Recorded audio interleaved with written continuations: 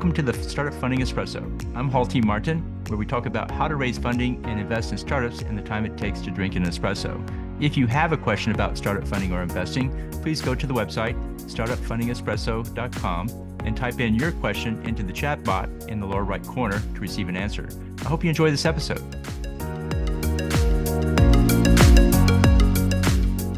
Hello, this is Hall T. Martin with the Startup Funding Espresso, your daily shot of startup funding and investing.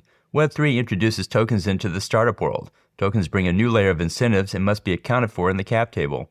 This shows up in the form of a community and treasury entries. It's not uncommon for the community to be the majority of the cap table. The tokens provide incentive and must be kept as a separate component of the cap table until issued to the holder.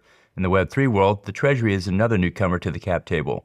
In the Web2 world, the treasury value was spread across all investors as a component of their equity stake. The treasury must be set aside to compensate the token holders. The token can be treated as a warrant. Warrants give the holder the right to exercise an option to convert the warrant into cash. The holder may or may not convert the token into cash.